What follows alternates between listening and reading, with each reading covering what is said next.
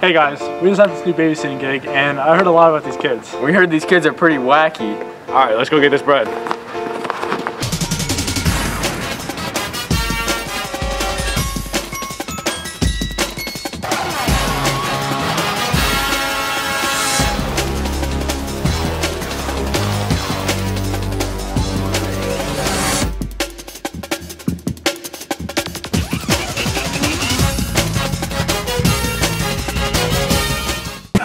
Hey, put that cat down. Watch this segment while we go wrangle this cat. Welcome LHS to the Sea of Thieves. Today we'll be going over some tips and tricks to help make your sailing a little smoother. There are 3 different ships in the game: the sloop, the brigantine, and the galleon. The sloop is the smallest of the 3, with 1 sail, 2 levels, and it can have 1 or 2 pirates. The brigantine is the middle, with 2 sails, 1 level, and can house 1 to 3 pirates.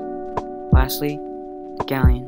This is the biggest ship in the game, and has a total of 3 sails, 2 full lower decks, and can house 1 to 4 pirates. Obviously, the more pirates you have, the more smoothly your ship will run. First tip, angling the sails. This might be a small tip, but it's surprising how many players don't utilize this feature. It helps you go faster and reach your destinations quicker. Tip number 2, the handbrake turn. This allows your ship to turn 180 degrees. You have to hit the anchor and raise it as soon as you stop. There are 3 different trading companies where you can get voyages to earn gold and reputation. If you're ever lost, find this sign. It could point you in the right direction. Tip number 4, raid barrels and crates that will hold food, cannonballs, and wood.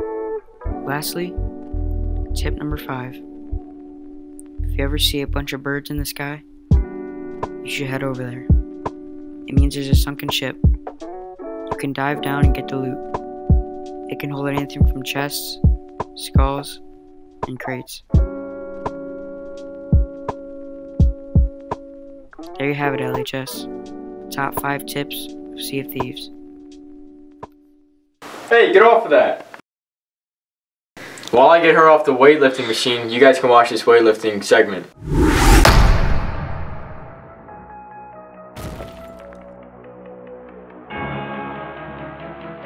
I'm too tired. I'm too weak. I'm too sick. I'm too sore. It's too late. I don't care about your excuses. There will always be excuses, but they don't matter. How bad do you really want it? Stop complaining and get out of your comfort zone. You need to do better and take control of your life. You are your only limit. The pain is necessary and you will fail, but you gotta get back up. And you have to believe in yourself to achieve your goals.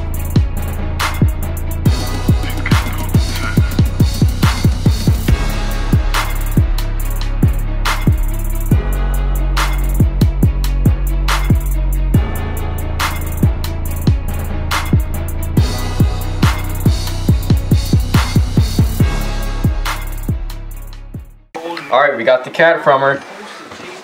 Hey, what are you doing? Well, I'll go get this phone from her. Watch this segment on how to take better care of your skin. Are you prone to dry skin during the winter? Well, here's my remedies on how to fix it. I start my skincare routine by first of all warming up like lukewarm water, so that way if I use hot water that tends to dry out my face more, so I take precaution whenever I use it to wet my face to start my skin routine. After I get my rag wet, I put it on my face just to like open up the pores a little bit and make sure that my skin cream that I use every day is like gonna be able to apply smoothly. And that way it's just a nice way to start my routine. Then I take my face cream, which is Nexima Classic Clean. It just like, it has like a tingly feeling whenever you let it like do its magic.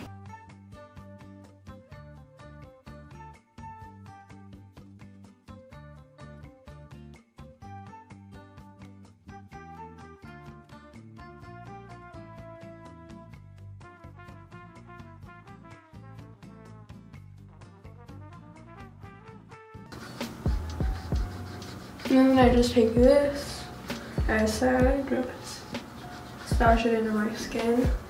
My problem areas for dry skin is primarily around my nose and my forehead. So I always make sure to get that really well whenever I apply this cream. And I like to get products that are more moisturizing because I'm prone to dry skin anyways. That's just my skin type. And so I try to stay away from like oily like products, because then it just it wouldn't even out. It would just make my skin like break out because I have very sensitive skin.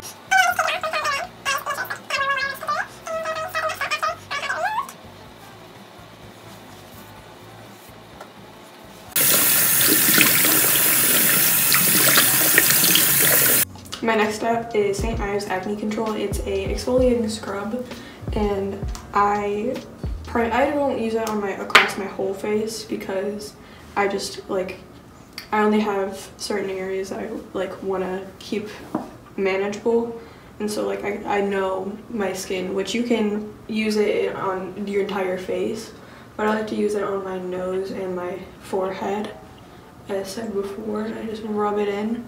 And it feels actually very relaxing. It doesn't burn. It's just like a nice little scrub. And I remove the scrub, making sure all the product is off, so that way I can apply my moisturizer. Finally, I put on my moisturizer, which I have an SPF 15 moisturizer, and I just use it every day. You should be on that. That's your parents' computer.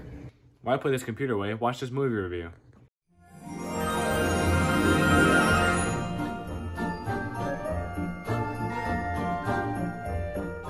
Hey guys, this is At the Movies with Kyan here. I'm going to review on a movie called Monty Python's Life of Brian. This movie is about Brian, and he doesn't want to be a Roman and be part of the empire. He would rather do his own thing, and one day he finds out that he's the Messiah. He's not the Messiah, he's a naughty boy. He always gets in trouble by the Romans. It is up to Brian to save himself. The movie is a semi-musical, and a lot of memes came from this movie. What do I think of this movie? Great movie. And I got a little tribute to Terry Jones, one of my Python comedians. He was a funny comedian and played Sir Boladier in Monty Python the Holy Grail and Brian's mom in The Life of Brian. On January 21st, 2020, he died at the age of 77. And I wanted to do a review on this movie to honor Terry Jones, who died this week. And he made me laugh, and he will be missed. Rest in peace, Terry Jones, 1942 to 2020. Hey, what are you doing in the fish tank? While I get her out of the fish tank, watch the swimming segment.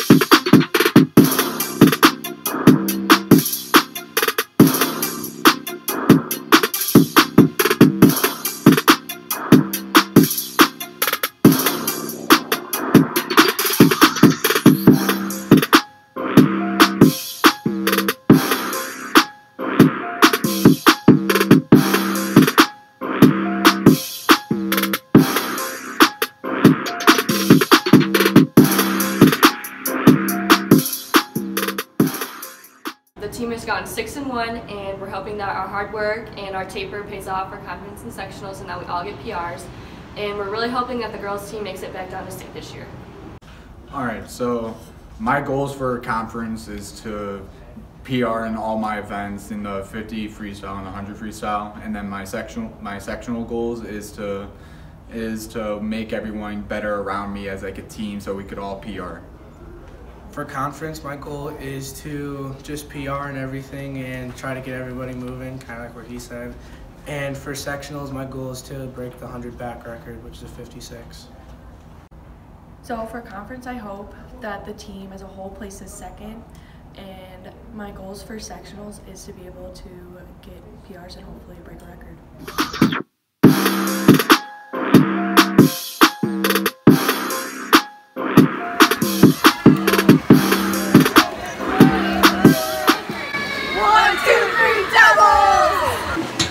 That's to come from her.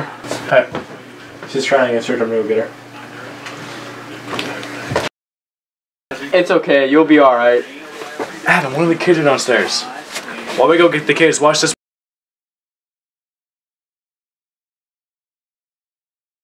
Alright, Colin Qualley, who's finna win a Super Bowl? Chiefs. Why? Patrick Mahomes is going to play better than Jimmy Garoppolo. It's all going to come down to Andy Reid. I do think the 49ers defense is very good, but if the Chiefs defensive line plays like it did against Derrick Henry, I do think Patrick Mahomes will just outduel Jimmy Garoppolo. I'm here with Hunter Cross. Who's going to win the Super Bowl? Kansas City. Kansas City. All right, I'm here with Mr. Swinford. Who's your Super Bowl pick, Chiefs or 49ers? Oh, man. It's going to be a great game. I think the 49ers are going to do it, though. Yeah, at their first fourth. I'm here with Reese Eisen, cornerback. Who's your Super Bowl pick, Chiefs or the 49ers? I'll take the Chiefs. Patrick Mahomes. I'm here with Miss Nuzzo. Who's your Super Bowl pick, the Chiefs or the 49ers? Don't care. Don't put that on there. It's making the cut. I'm here with Gangsta. Who's your Super Bowl pick, the Chiefs or the 49ers? 49ers.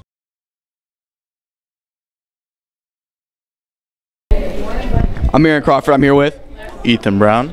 All right, Ethan, I'm going to ask you something. If it's a fact or a whack. Now, you have to guess whether this is a real law or if it's like, whack. So, all right. In Connecticut, a pickle cannot be sold unless it bounces. Whack. You think that's whack?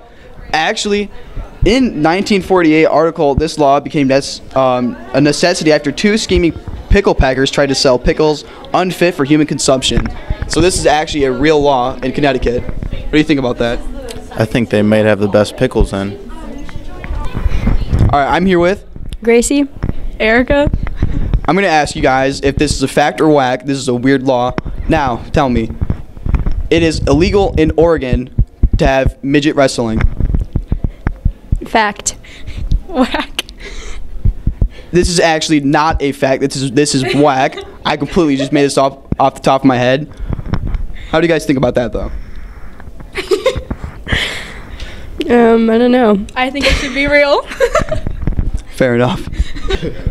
All right, I'm here with Nathan. All right, Nathan. Now I want you to tell me if this is fact or whack. Right. In Idaho, cannibalism is strictly prohibited and punishable by up to 14 years in prison, except under life-threatening conditions as the only apparent means of survival. Is that fact or is that whack? That's whack, bro. Actually, in Idaho, this is a real law. What do you think about that? That is horrible. You shouldn't allow that by any means at all. I honestly agree with this. All right, I'm here with Jake Lutkin. All right, Jake. Now I want you to tell me if this is a real fact or not. And if it's a fact, you say it's fact. If it's not, you say whack. In Indiana, in certain parts of the state, you are actually not allowed to have snowball fights with snowballs with a diameter of more than 3 inches. That's whack, because how am I going to measure a snowball? He's correct. This is actually a fake fact that I, again, made off the top of my head. These kids are crazy, man. I'm tired of it. Let's get out of here.